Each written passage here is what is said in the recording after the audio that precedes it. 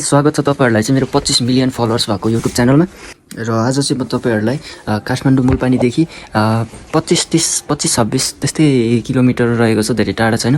त्यो ठाउँमा लग्नेवाला छु, हेर्दै जानु होला है त। Okay let's go. म चाहिँ अब त्यहाँ जानको लागि जुत्ता सुत्ता लगाएर रेडी हुन्छु।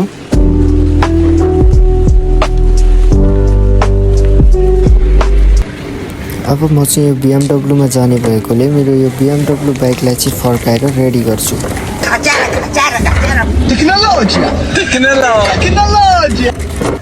र मसँग चाहिँ मेरो साथी पनि जान्छ, त्यही भएर म चाहिँ उसलाई लिनलाई ललितपुरको लगनखेल छेउ पुलचोक जाँदैछु है त। चलो 1 2 3 रमाई गाउँ की झुमी नाचो कि उफ्रे आज म आकाश चुमो। ए बाबु के भो मायाले बोलायो मलाई, मायाले बोलायो। अब फाइनली मैले मेरो साथी पनि भेटिसकेँ। अब लाग्छ हामी हाम्रो गन्तव्यतर्फ।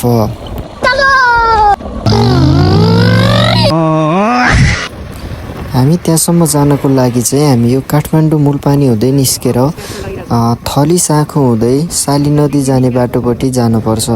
र जाँदै गर्दा साली नदी पुग्ने भन्दा थोरै अगाडिबाट चाहिँ लेफ्ट लाग्ने बाटो छ। लेफ्ट चाहिँ माथि बज्रयोगिनी जाने बाटो कता हो भनेर कसैलाई सोध्नुभयो भने भनिदिनुहुन्छ है त। बज्रयोगिनी जाने बाटो साली नदीको हल्का अगाडिबाट बज्रयोगिनी जाने बाटो लेफ्ट लाग्ने बाटो छ, त्यतापट्टि हामी जानुपर्छ है त। हामी चाहिँ अब साली नदीभन्दा अगाडिबाट लेफ्टको बाटो लागेर बज्रयोगिनी जाने उकालो बाटोपट्टि लाग्दैछौँ।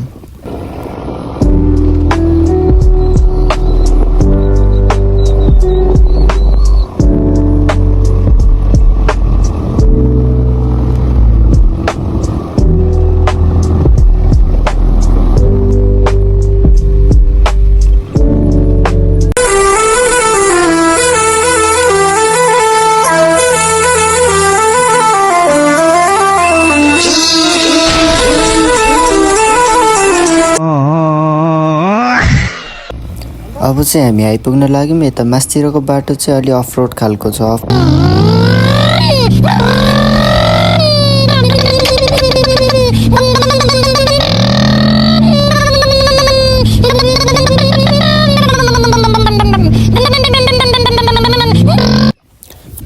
मैले भनेको ठाउँ र मैले देखाउन खोजेको ठाउँ चाहिँ यही नै हो। फाइनली हामी आइपुगिसक्यौँ।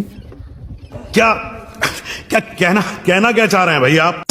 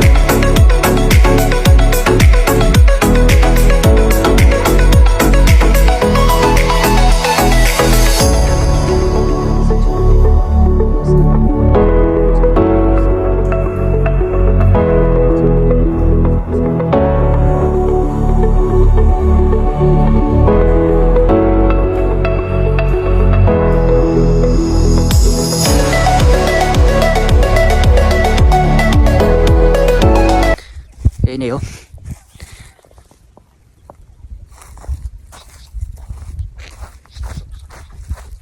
अन्त कतिलाई लाग्छ होला योभन्दा राम्रो ठाउँमा पनि जानु भएको छ नि त। अनि अरू ठाउँभन्दा चाहिँ यो खासै राम्रो त नलाग्ला, तर पनि टक्क जे होस् एकछिन छुट्टीमा आनन्दले आएर घुमेर एकछिन बसेर जानको लागि एकदम राम्रो ठाउँ छ क्या। चाहिँ कतिलाई चाहिँ अब योभन्दा राम्रो ठाउँ घुमेर चाहिँ यस्तो ठाउँ पनि राम्रो भन्नुहुन्छ होला। नट ब्याड नट गुड खालको छ क्या खास गरी है त। कतै यो पनि शान्तमा घुम्न आएछ बिचरा।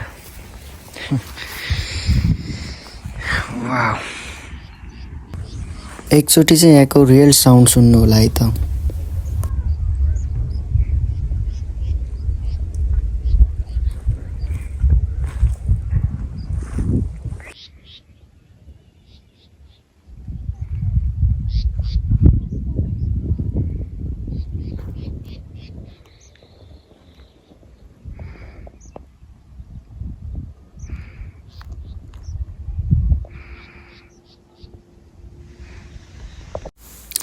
र यो चाहिँ मेरो फर्स्ट ब्लग भिडियो हो, त्यही भएर जतिजनाले पनि लास्टसम्म मेरो भिडियो हेरिदिनु भयो उहाँहरूलाई चाहिँ एकदम धेरै धन्यवाद भन्न चाहन्छु।